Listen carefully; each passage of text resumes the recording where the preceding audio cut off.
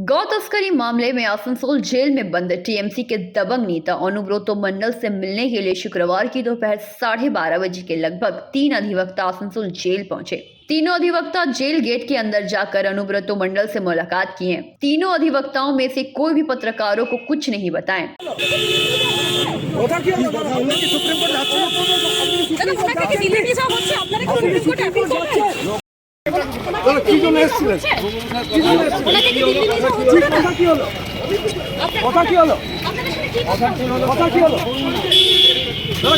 कि उन लोगों ने अनुब्रतो मंडल से क्यों मुलाकात की। गौरतलब है कि गुरुवार को ईडी के 3 सदस्यीय दल अनुब्रतो मंडल से जेल में 6 घंटे तक पूछताछ किए, लेकिन पूछताछ के दौरान अनुब्रतो मंडल ने जो जवाब दिए उसमें ईडी अधिकारियों ने काफी विसंगतियां पाई, क्योंकि उसके पहले ईडी ने अनुब्रतो मंडल की बेटी सुकन्या मंडल, सीएम मनीष कोठारी और पूर्व अंगरक्षक सहगल हुसैन से पूछताछ कर चुके थे।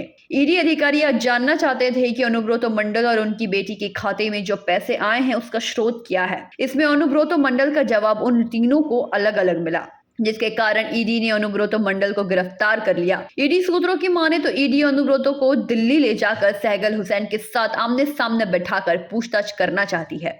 आसनसोल से संतोष मंडल की रिपोर्ट, पीवीटीवी न्यूज।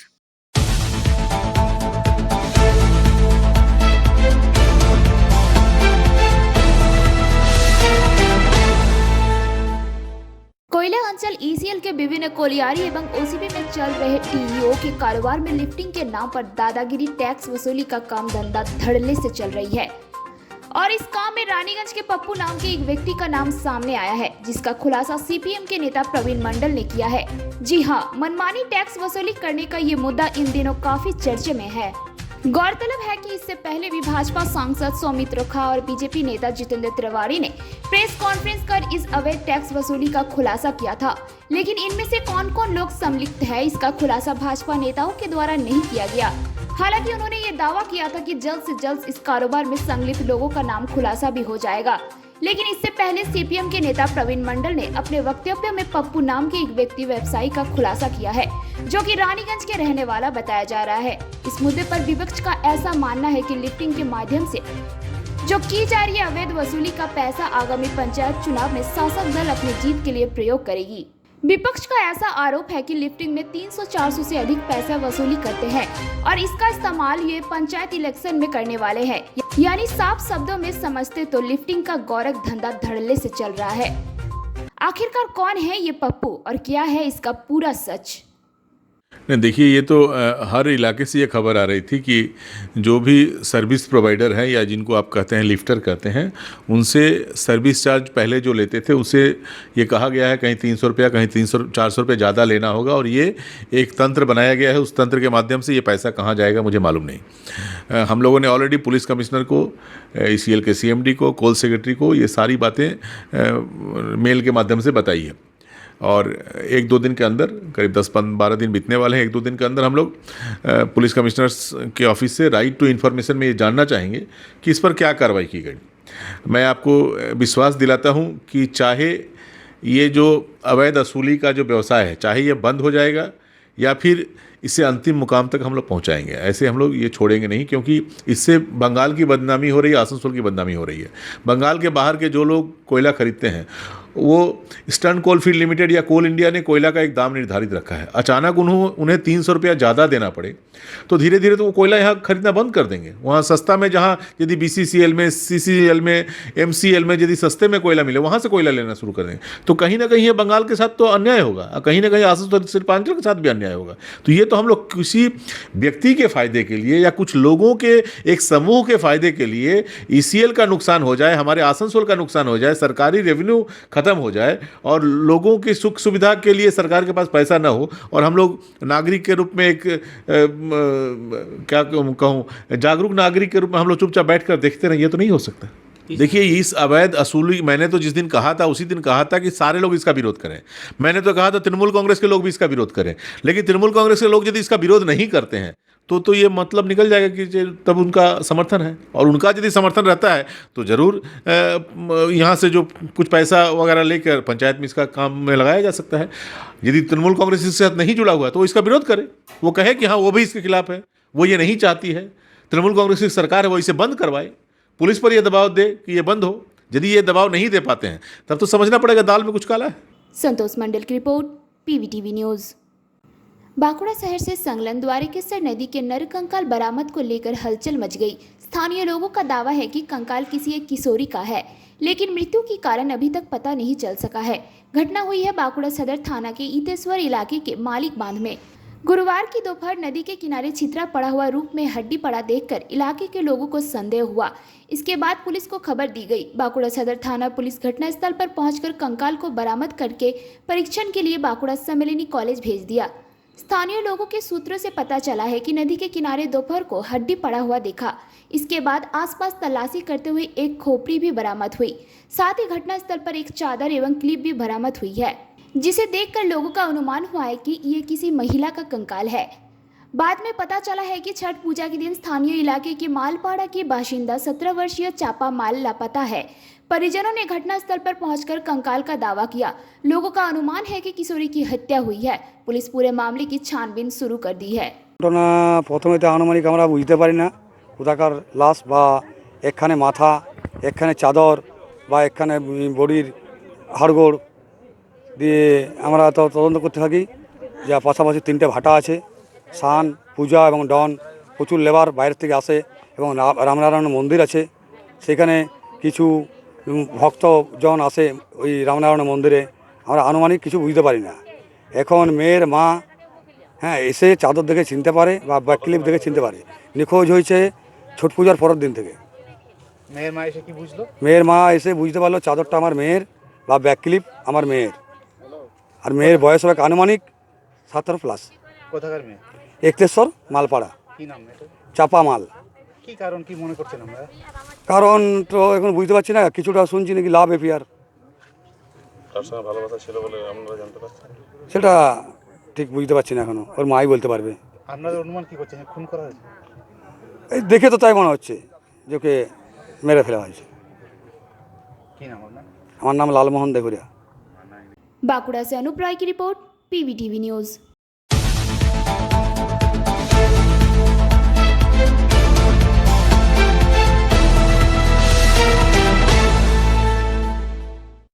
स्वास्थ्यप्रद समाज के लिए शरीर क्रिया विज्ञान और स्वास्थ्य संबंधी रिसर्च को लेकर लोगों का रुझान कितना है, इसी मुद्दे को लेकर बांकुड़ा क्रिश्चियन कॉलेज में फिजिकॉन 2019 पर कार्यशाला का आयोजन किया गया, जो कि फिजियोलॉजिकल सोसाइटी ऑफ इंडिया के 32वें वार्षिक सम्मेलन के चलते किया गया। कार्यक्रम का आयोजन department of science and technology and biotechnology government of West Bengal के सहयोग से तथा बांकुड़ा क्रिश्चियन कॉलेज के फिजियोलॉजी विभाग के व्यवस्थापन में किया गया। 3 दिन चलने वाली कार्यशाला के दौरान फिजियोलॉजी से संपर्क छात्रों को अवगत कराया जाएगा। इस बारे में वरिष्ठ विज्ञानी अधिकारी ने बताया कि इस प्रकार की कार्यशाला हर जगह होती है, जो कि छात्र छात्राओं को साथ विशेष बीच में एक मेल बंधन होती है, इसलिए वर्ष 2019 में कोरोना के चलते नहीं हो सका। मौके पर उपस्थित बांकुड़ा विश्वविद्यालय के वाइस चांसलर डॉक्टर देव नारायण बंदोपाध्याय, बांकुड़ा क्रिश्चियन कॉलेज के प्राचार्य फटिक बरुण मंडल एवं अन्य प्रोफेसर एवं अधिकारीगण उपस्थित रहे। আজকের আপনাদের অনুষ্ঠানটা কি আর এটা মূলত কতটা কাজে লাগবে ছাত্রদের? আচ্ছা, প্রথমত জানাই এই প্রোগ্রামটা হচ্ছে পশ্চিমবঙ্গ সরকারের বিজ্ঞান প্রযুক্তি ও জৈব বৈচিত্র্য দপ্তর এই প্রোগ্রামগুলো করে থাকে। এই ধরনের প্রোগ্রাম, এটাকে আমরা বলে থাকি সায়েন্স পপুলারাইজেশন। বন্ধ করে দেওয়া যাবে। সায়েন্স পপুলারাইজেশন মানে হচ্ছে বিজ্ঞান জনপ্রিয়করণ। এই বিজ্ঞান জনপ্রিয়করণ সারা পশ্চিমবঙ্গের বিভিন্ন জায়গাতে আমরা দিয়ে থাকি এবং তার সেটা করা হয় কিন্তু বিভিন্ন ইনস্টিটিউশন, ইউনিভার্সিটি হতে পারে, কলেজ হতে পারে, স্কুল হতে পারে, সেখানে এই ধরনের প্রোগ্রামগুলো করা হয়। আজকের এই যে প্রোগ্রামটা হচ্ছে এটা অ্যাকচুয়ালি ফিজিওকন 2019, হয়তো মনে হতে পারে 2019 কেন, আসলে এটা 2 বছর আগে প্রোগ্রামের টাকাটা আমরা স্যাংশন করেছিলাম, কিন্তু কোভিডের জন্য এই প্রোগ্রাম, তো সেই জন্য আমরা এই ধরনের প্রোগ্রামগুলো শেষ করছি। এটা শুধুমাত্র বাঁকুড়া ক্রিশ্চিয়ান কলেজ না, এই কয়েকদিন আগে আমরা দুর্গাপুরে একটা ইনস্টিটিউটে প্রোগ্রাম করে এলাম। আমরা সারা পশ্চিমবঙ্গের বিভিন্ন জায়গায় বিভিন্ন ইনস্টিটিউশনে এই ধরনের বিজ্ঞান জনপ্রিয়করণের কাজ আমাদের সরকার করে থাকে এবং আমরা বায়োটেকনোলজি এবং সায়েন্স অ্যান্ড টেকনোলজি ডিপার্টমেন্ট এই ব্যাপারে খুব অ্যাক্টিভ রোল করি আমরা। এই এটা কতটা কাজে লাগবে ছাত্রদের? এটা প্রচণ্ড কাজে লাগবে এই জন্য যে দেখুন এই ধরনের যে এখন কী ধরনের রিসার্চ চলছে, পার্টিকুলারলি ফিজিওলজিতে কী ধরনের রিসার্চ চলছে, এই রিসার্চ তো সাধারণ যারা কাজ করছে তারা তো জানতে পারছে না। তো এই ধরনের যে গ্যাদারিংগুলো হয়, এখানে বিভিন্ন এক্সপার্টরা আসেন, বিভিন্ন এরিয়ার টিচাররা আসেন, ফ্যাকাল্টিরা আসেন, স্টুডেন্টসরা আসেন। তো এটা একটা স্টুডেন্টস ফ্যাকাল্টি এক্সপার্ট কমিটি এটা সবার সাথে একটা মেলবন্ধন হয়। এই মেলবন্ধনে কে কী কাজ করছে, রিসার্চ কোন লাইনে এখন চলছে সেটা তারা জানতে পারে, এবং এটা আগামী দিনে আমাদের কী কী উপকারে লাগবে। যেমন মনে করি একটা বড় আমরা প্যান্ডেমিক থেকে কাটিয়ে উঠলাম কোভিড, আজকে এই যে আলোচনা হবে 3 দিন ধরে, এই 3 দিনের মধ্যে অনেক টপিকস আছে যেখানে কিন্তু আগামী দিনে যদি এই ধরনের কোনো প্যান্ডেমিক আসে সেটাকে আমরা কেমনভাবে আটকাবো, কেমন রোবো, তার জন্য কীরকম রিসার্চ দরকার, আগে থেকে কীভাবে আমরা প্রেডিক্ট করতে পারি, এই সমস্ত বিষয় নিয়ে কিন্তু আলোচনা হবে। আপনার নাম? আমার নাম হচ্ছে অমিয় কুমার কালীরহ, আমি হচ্ছি বরিষ্ঠ বিজ্ঞান আধিকারিক পশ্চিমবঙ্গ সরকার। আমার অফিস হচ্ছে বিজ্ঞান ভবন, সল্টলেক। बांकुड़ा से अनुप राय की रिपोर्ट, PVTV न्यूज़।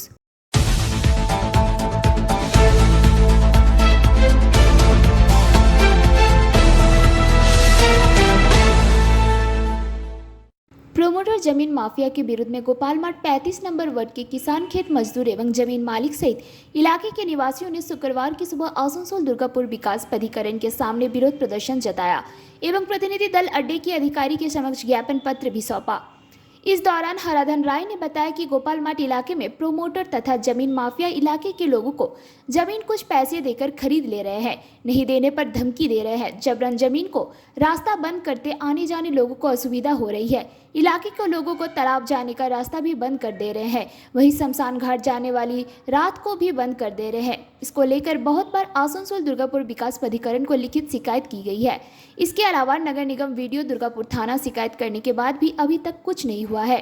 अवैध तरीके से प्रोमोटर रास्ता बंद करके घर बना रहे हैं। हम लोगों का कहना है कि नगर निगम ये DDA लोगों को कार्रवाई करे और नकल करके जो बना रहे हैं उसे तोड़ा जाए ताकि इलाके के लोगों को आने जाने में सुविधा हो। इस दौरान इलाके के लोगों ने जानकारी देते हुए और भी कई बातें कही। साथ ही इस विषय को लेकर आसनसोल दुर्गापुर विकास प्राधिकरण के उपाध्यक्ष कवि दत्ता ने बताया कि हम आप लोगों को सही जानकारी मिल रही है। कुछ लोग अड्डा के समक्ष विरोध प्रदर्शन कर रहे हैं प्रोमोटर एवं जमीन माफिया के विरोध में, मगर हमारा कहना कि गोपाल मार्ट में जो प्रोजेक्ट हो रहा है ये काफी दिनों से हो रहा है। अभी इन लोगों की नींद खुली है तो हम जरूर देखेंगे, अगर कुछ होता है तो इसे रेक्टिफाई करके। और हमारा कहना है कि दुर्गापुर परिवेश खराब ना हो, इसके लिए भी सभी को देखना होगा। सिर्फ हम लोगों को नहीं, आप लोगों को भी ये कर्तव्य बनता है। যার মূল কথাটা হচ্ছে এখানকার গোপালমাঠ মৌজা, চকআগর মৌজা, কান্ডেশ্বর মৌজা, আমরাই মৌজা, কাঁড়সর মৌজার এই যে বিস্তীর্ণ জমি পড়ে আছে, কৃষি জমি, কৃষকরা চাষ করছিল, তাতে ক্ষেত মজুররা কাজ করতো, বর্গাদাররা আছে। এই জমির ওপরে দেখা যাচ্ছে বেআইনি নির্মাণ হয়েছে। এই গোটা অঞ্চলটা হচ্ছে ADDA-র অন্তর্ভুক্ত, দুর্গাপুর মিউনিসিপ্যালিটি কর্পোরেশনের অন্তর্ভুক্ত, মিউনিসিপ্যাল কর্পোরেশনের অন্তর্ভুক্ত। কত নম্বর ওয়ার্ড এটা? 35 নম্বর ওয়ার্ড। তারপর আমরা আছে একটা ওয়ার্ড, এই ওয়ার্ডগুলো আছে এর ভেতরে 12 নম্বর ওয়ার্ড। তো এই যে এখানকার জমি পাঁচির দিয়ে বিস্তীর্ণ জমি, পাঁচির দিয়ে ঘিরে নেওয়া হয়। কারা করছে এটা কিছু প্রমোটার আছে, কিছু বিল্ডার আছে, কিছু অসাধু ব্যবসায়ী আছে যারা ঘিরে নিয়েছে। ইতিমধ্যে আমরা দেখেছি, আপনারা যদি জিজোটের রাস্তা দিয়ে পাশ দিয়ে যেতে চান, বাইপাস দিয়ে, তাহলে দেখবেন একটা মন্দির আছে, অনেক ভালো মন্দির, হ্যাঁ, অনেক মানুষ যাতায়াত করে, কিন্তু ওর সামনে যে পুকুরটা সেটা সরকারি পুকুর, সেটাকে ঘিরে নিয়েছে, তার ভেতরে নিয়ে নিয়েছে। সাধারণ মানুষের সেই পুকুর ব্যবহার করা বন্ধ করে দিয়েছে। এইরকম অনেক পুকুর আছে, এরকম সরকারি খাত অনেক জমি আছে। ADDA-র সামনে একটা ডেপুটেশন দিল জমিদাতারা গোপাল মাঠে, কি বলবেন? না, বলার বলতে আমিও শুনলাম যে এই ইস্যুটা নিয়ে ওনারা দিয়েছেন। আমরা তো পুরো ব্যাপারটা একটু ডিসকাস করতে পুরো তো জানি না, আপনাদের কাছেই শুনলাম প্র্যাকটিক্যালি। তো আমরা একটু বুঝে নিই, দেখে নিই কী আছে, নিজেদের মধ্যে আলোচনা করে নিই। যদি কিছু ইরেগুলারিটিস থেকে থাকে তাহলে ডেফিনেটলি আমরা ওটা নিয়ে আলোচনা করে আমরা ঠিক করে নেবো। কিন্তু এই তো বহু বছর ধরে চলছে প্রজেক্ট, অনেক বছর আগে থেকে শুরু হয়েছে প্রজেক্ট, শেষ হতে চললো। আমি জানি না হঠাৎ করে কেন এত দেরিতে ঘুম ভাঙলো। এবং আমি যতটুকু জানি এত বড় বড় প্রজেক্ট হচ্ছে, আমার মনে হয় না কেউ ইরেগুলারিটিসভাবে করবে, কারণ এত টাকা ইনভেস্টমেন্ট হয়েছে। হ্যাঁ, আমার মনে হয় ঠিক থাকবে। তারপরও আমাদের দায়িত্ব, আমাদের চেক করে নেওয়া। যখন কিছু লোক বলছেন আমরা চেক করে নেব, এবং ওটা যদি কিছু ইরেগুলারিটিস থাকে আমরা রেকটিফাই করে নেব। তার সঙ্গে একটা কথা নিশ্চয়ই বলবো, আমাদের সবার দায়িত্ব কিন্তু, মানে দুর্গাপুরকে একটা যদি ইনভেস্টমেন্ট আনতে হয়, দুর্গাপুরকে কিন্তু একটা পরিবেশ দিতে হবে টু দ্য ইনভেস্টার্স। তাতে কিন্তু অনেক ছোট ছোট ব্যাপারও থাকবে, বড় ব্যাপার তো থাকবেই, ছোট ছোট ব্যাপারও থাকবে। এটা কিন্তু আপামর দুর্গাপুরবাসীর সবার কিন্তু দায়িত্বের মধ্যে এটা পড়ে। তা আমি এটা আপনাদের থ্রুতে সবাইকে আন্তরিক অনুরোধ করছি, তা আমাদের এমনভাবেই এগোতে হবে, এমনভাবেই বিহেভ করতে হবে, বা সব কিছু এমনভাবে করতে হবে যাতে পরিবেশটা ঠিক থাকে, পরিবেশটা যেন খারাপ নয় রাজনীতির জন্য বা কোন ব্যক্তিগত স্বার্থে বা কোনোভাবে যেন পরিবেশ যেন দুর্গাপুর খারাপ নয়, এটা আমাদের সবার দায়িত্ব। এই মুহূর্তে কি পরিবেশ ঠিক নেই বলে মনে করছেন রাজ্যে, নতুন কোনো ব্যবসার জন্য বা শিল্পের জন্য? না না না, নিশ্চয়ই ঠিক আছে। আমি বলছি পরিবেশ যাতে কেউ খারাপ করার চেষ্টা করলে আমাদের সবার দায়িত্ব সেটা যাতে না করতে দেওয়া হয়। I mean that. Thank you দাদা। दुर्गापुर से निमाई दास की रिपोर्ट, पीवीटीवी न्यूज़।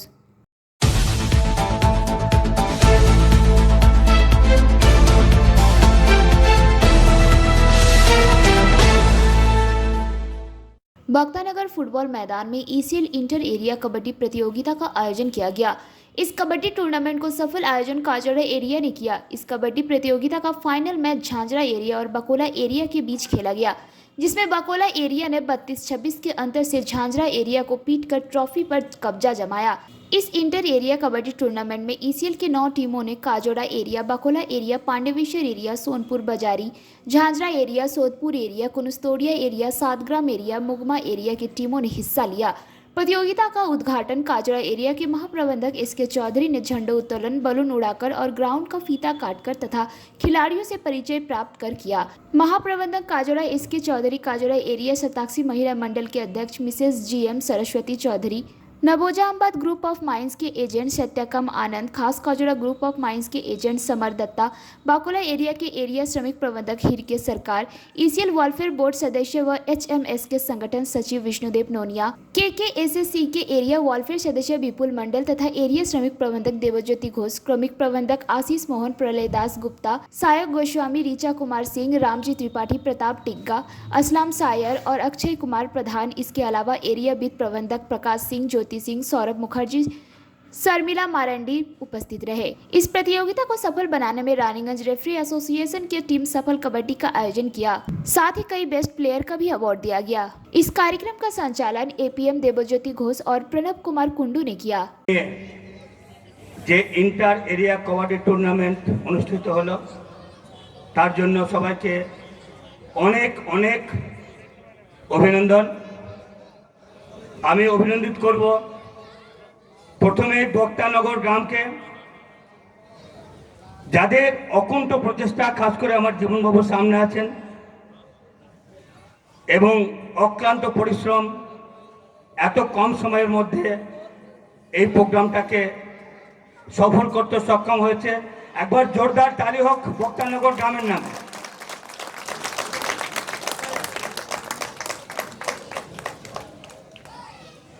খুবই কম সময়ের মধ্যে আমরা এটা আয়োজন করেছি। এই আয়োজনে মুখ্যত আমার কাজরা এরিয়ার পুরো পার্সোনাল ডিপার্টমেন্ট ঘোষ সাহেবের নেতৃত্বে রাত দিন পরিশ্রম করে এটাকে এক সফল রূপ দিয়েছে, যার জন্য কাজরা এরিয়ার পার্সোনাল টিম বিশেষ ধন্যবাদের অপেক্ষা রাখে। তাদের জন্য জোরদার হাততালি হোক। সেই সঙ্গে আমার কাজরা এরিয়ার খুবই ডাইনামিক জেসিসি এবং ওয়েলফেয়ার টিম, আমি দেখেছি প্রত্যেক মুহূর্তে এই প্রোগ্রামের সঙ্গে ওনারা অঙ্গিভাবে জড়িয়ে থেকেছেন, নিজেরা অংশ নিয়েছেন, উপদেশ দিয়েছেন এবং এই প্রোগ্রামটাকে সুচারুরূপে অনুষ্ঠিত হওয়ার জন্য ওনাদের যে যোগদান ভোলার নয়, তাদের জন্য জোরদার হাততালি হোক। প্রচলিত গিয়ে দিচ্ছি, মানে যেটা পপুলার সবারই শুনতে ভালো লাগবে, আমার লেখাও আছে, ঠিক আছে? তো একটা প্রচলিত গাইছি, সবারই ভালো লাগবে, কারণ হ্যান্ডস নাই, খালি গলায়, ঠিক আছে? তো খালি গলায় যখন হ্যান্ডস নাই তখন আপনারা তালি দেবেন।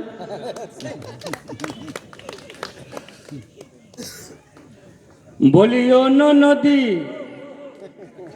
বলিও নদী, আর দু মুঠো চাল ফেলে দে হাঁড়িতে, ঠাকুরে জামাই এলো বাড়িতে, লো নদী, ঠাকুরে জামাই এলো বাড়িতে, লো নদী, ঠাকুর জামাই এলো বাড়িতে, বলি ও ননদি আর দু মুঠো চাল ফেলে দে হাঁড়িতে, ঠাকুর জামাই এলো বাড়িতে, লো ননদি ঠাকুর জামাই এলো বাড়িতে।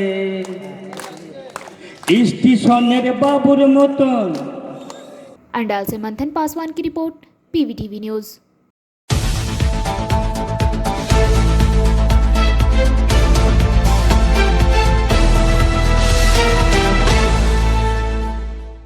बढ़ते ठंडे की मौसम को देखते हुए बुजीरबांध के युवकों ने मिलकर लिट्टी चोखा कार्यक्रम का आयोजन किया। ये कार्यक्रम संतोष सिंह एवं गौतम सिंह के नेतृत्व में किया गया।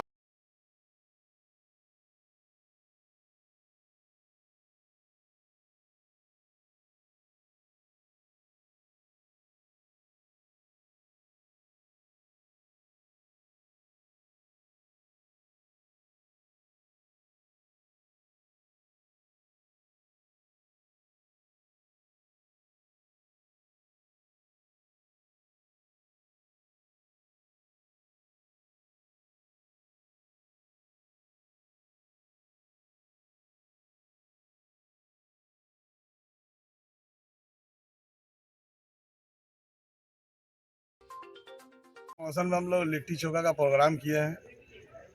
सब लड़का मिलकर बोला कि चलो लिट्टी चोखा बनाया जाए, चलो सब मिलकर। মানে কিরকম প্রসিডিউরে বানাচ্ছেন, কি কি উপকরণ লাগে এগুলো যদি? ছাতু আছে, লঙ্কা আছে, সব বেগুন চোখা আছে, আর সব মিলিয়ে পরে পুড়িয়ে পরে সব বানানো আছে। আর পাটনার মিস্ত্রি আছে, ওরা করছে। रानीगंज से सम्राट दास की रिपोर्ट, पीवीटीवी न्यूज़।